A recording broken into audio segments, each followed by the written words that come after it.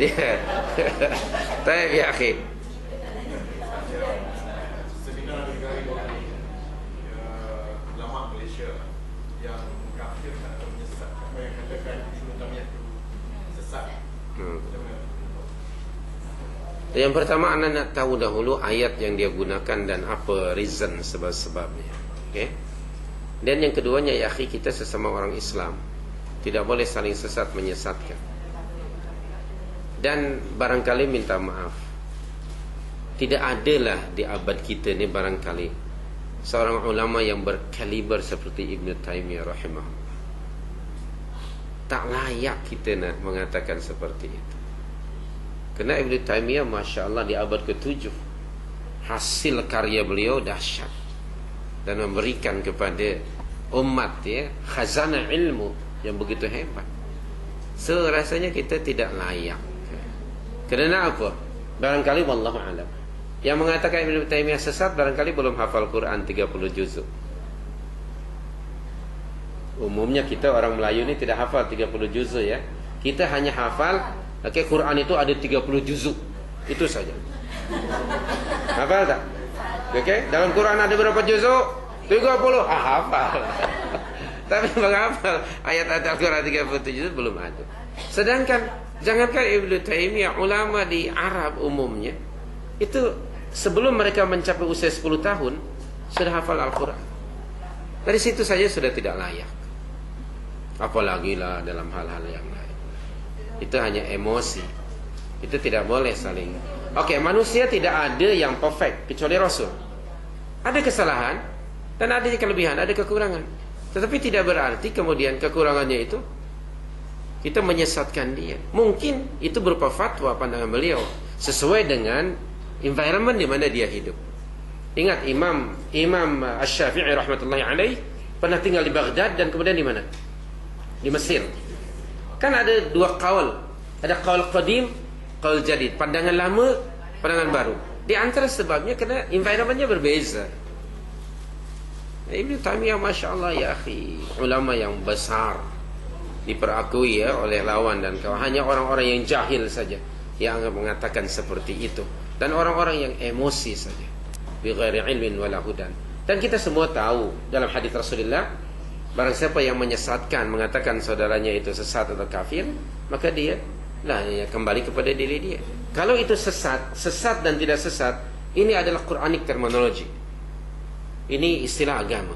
So, tidak sembarangan menuduh seorang sesat unless anda sudah menyenaraikan. Kesesatan menurut Al-Quran itu apa? Lalu anda akan mengikuti standar Quran itu, baru anda akan sampaikan kepada orang lain.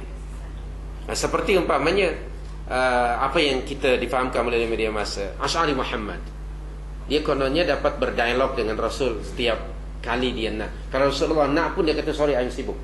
Jadi mesti Abu Ya lebih hebat daripada Rasul. Kalau tapi sebaliknya, kalau Abu Ya nak berjumpa dengan Nabi, kononnya anytime. Dia tidak perlu SMS dulu. Dia hanya satu phone call saja, Nabi pun sudah sedia. Yes, what can I do for you ya Abu Ya? Seolah-olah dia lebih hebat daripada dia. Na'udzubillah. Jelas ini sesat. Atau dia mengatakan bahawa Abu Ya akan memberikan jawaban kepada malaikat Munkar dan Nakir apabila pengikutnya akan ditanya oleh kedua malaikat itu. Lalu malaikat pun tengok ada Abu Ya segan. Seganlah aku. Jom kita baliklah. Itu jelas kesesatannya kerana menyalahi nas. Jadi apa pertimbangan beliau? Saya ingin mendapatkan selengkapnya maklumat daripada dia, iaitu kita nak bertabayun. Kita nak tabayun. Tetapi umumnya barangkali kerana emosi dan kerana prejudis, dan orang yang mengatakannya pun tidak layak untuk mengatakan seperti itu. Apakah yang kita maksud Osman Muhammadi kan? Osman Muhammadi itu memang semacam itu. Dia bukan seorang yang alim. Orang yang alim adabnya tinggi dan akan respect kepada para ulama. Abu Yusuf misalnya kepada gurunya mengatakan, ana uhibbuka walakinnal haqqa habba ilayya. Wahai tok guru, saya sayang kepada anda, tetapi kebenaran lebih saya sayangi. Dalam hal ini dia tidak mengatakan anda itu sesat, anda kurang tepat, menurut saya adalah ... Katakan seperti itu baru orang alim. Kalau nak menuduh, dan Ibnu Taimiyah rahimahullah sudah meninggal dunia, dia tidak akan dapat lagi memberikan jawaban. Dan athar kesan beliau Buku-buku beliau Masya Allah luar biasa. Semua ulama merujuk kepada dia umumnya. Dan buku beliau yang karya beliau yang paling banyak yaitu Fatawa, Majmu'ul Fatawa, 37 volume. Sila datang ke rumah saya. Saya nak tertimpa buku itu pun saya ingat. Berat buku itu. 37 volume, semua masalah ada. Dan menjadi rujukan sehingga hari ini, walaupun mufti-mufti yang terkini sekalipun selalu menjadikan buku beliau sebagai rujukan. Bahkan di George Washington University, di Columbia University itu Ibn Taymiyah menjadi rujukan penting. Hatta orientalis sekalipun. Saya pernah berjumpa dengan John Esposito, saya dengan Fazlur Rahman. Okay, Toyonya itu dia turunan Jawa. Esposito, John Esposito. Itu saya pernah dia pun kagum. John Esposito dibandingkan dengan Uthman Muhammadi barangkali tidaklah seberapa. John Esposito ini seorang orientalis. Walaupun dia bukan muslim, tapi memandang kepada Ibn Taymiyah. Bahkan Profesor Dr. Nur Khalis Majid yang sudah meninggal dunia, murid kepada Fazlur Rahman, dia dalam tesis PhD-nya ialah tentang karya Ibn Taymiyah. Bagaimana mungkin pada waktu yang sama dia juga kagum barangkali. Kerana Ibn Nur Khalis Majid juga pernah menjadi mentor kepada kawan-kawan di ABIM. Dan Utsman Muhammadi pernah di ABIM satu ketika dahulu.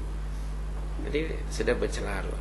Tanya, silahkanlah apa pandangan anda, tetapi hatu burhanakum in kuntum sadiqin. Itu yang penting.